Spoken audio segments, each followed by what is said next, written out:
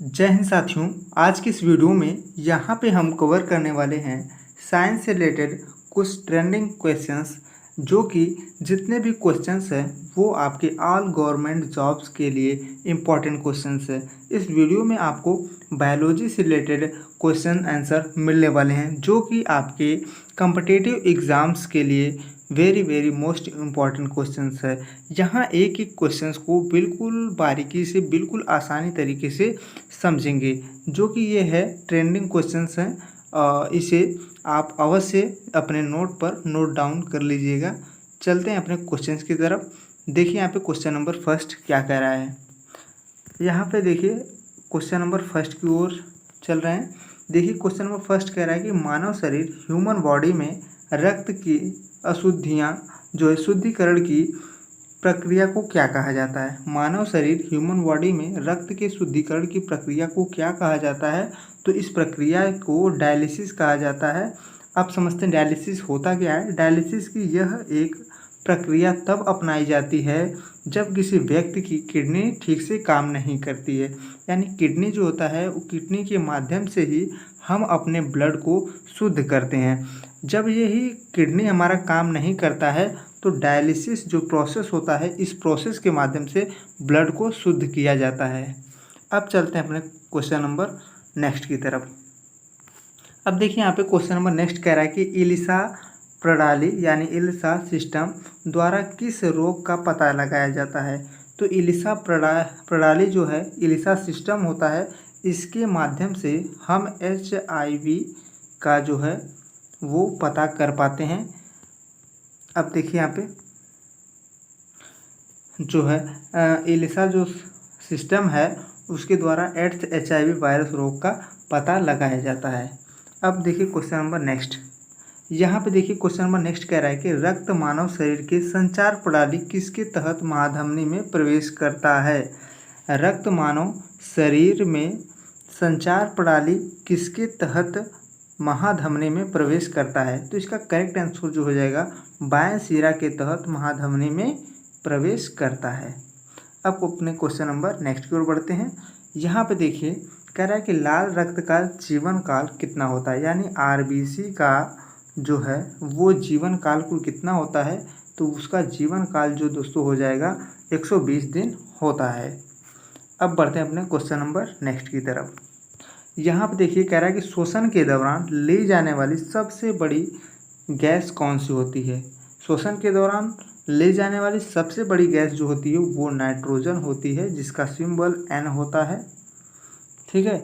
अब बढ़ते अपने क्वेश्चन नंबर नेक्स्ट की तरफ। यहाँ पे कह रहा है कि मानव शरीर ह्यूमन बॉडी में नसों की जो कुल लंबाई होती है वो कितनी होती है।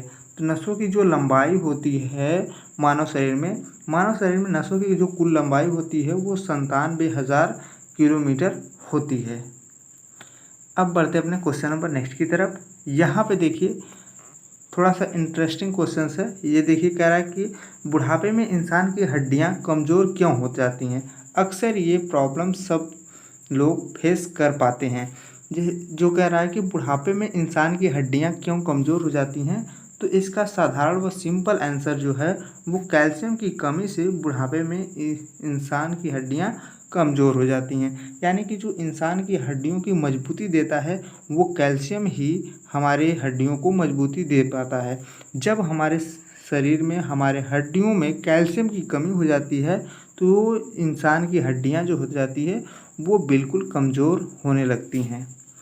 अब बढ़ते हैं अपने क्वेश्चन नंबर नेक्स्ट की तरफ। यहाँ पे देखिए दोस्तों कह रहा है कि महिला में हीमोग्लोबिन का सामान्य स्तर कितना होना चाहिए।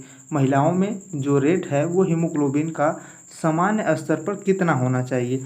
तो देखिए इसका करेक्ट आंसर हो जाएगा महिला में हीमोग्लोबिन का सामान्य स्तर जो होगा वो 12.0 से लेकर के 15.5 ग्राम प्रति डेसीलीटर होनी चाहिए। अब देखिए क्वेश्चन नंबर नेक्स्ट की ओर चलते हैं।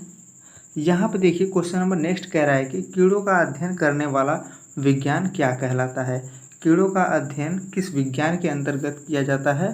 तो एंडोमोलॉजी जो है विज्ञान की शाखा है, इस शाखा में ही हम कीड़ों का अध्ययन करते हैं। एंडोमोलॉजी के अंतर्गत कीटों का अध्ययन किया जाता है। अब बढ़ते हैं अपने क्वेश्चन नंबर नेक्स्ट की तरफ। ये देखिए इम्पोर्टेंट क्वेश्चंस हैं। देखिए कह रहा है कि किसकी उपस्थिति के कारण मानव शरीर में रक्त का थक्का नहीं बनता है। देखिए जो है कह रहा है किसकी उपस्थिति के कारण मानव शरीर में रक्त का थक्का नहीं जमता है, यानी कि ब्लड का क्लॉट नहीं हो पाता है हमारे शरीर में। किसके कारण? तो हिपेरिन नामक जो पिगमेंट होता है, इसी के कारण हमारे शरीर में रक्त का थक्का नहीं जम पाता है, ब्लड का क्लॉट नहीं हो पाता है।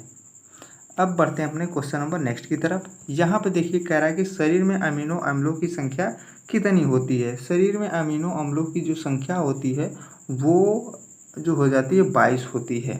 शरीर में अमीनो अम्लों की संख्या जो हो जाती है वो 22 होती है। इसका करेक्ट आंसर 22 होगा।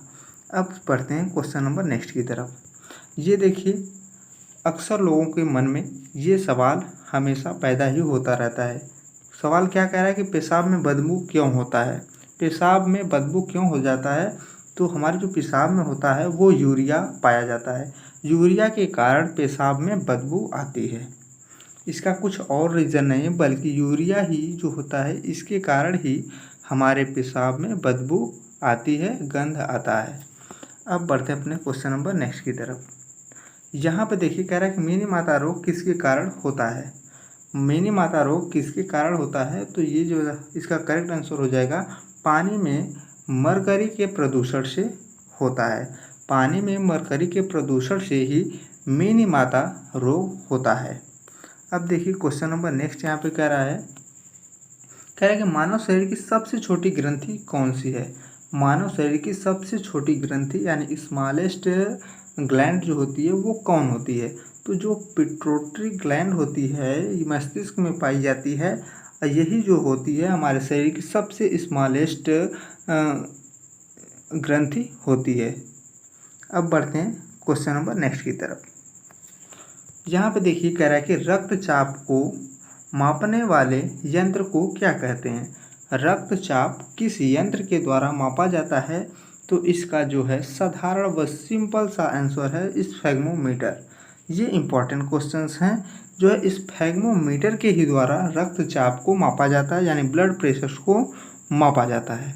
स्टूडेंट्स आज के लिए इतना ही, मिलते हैं अपने नेक्स्ट वीडियो में। वीडियो पसंद आई हो तो वीडियो को ज़रूर लाइक कर दीजिए। अगर चैनल पर नए हों तो दोस्तों चैनल को प्लीज़ सब्सक्राइब कर लीजिए, क्योंकि ऐसे ही लेटेस्ट जानकारियाँ आप तक हमेशा पहुँचती रहेंगी। अगर ये वीडियो अच्छी लगी हो तो अपने दोस्तों के साथ अवश्य शेयर करें। धन्यवाद।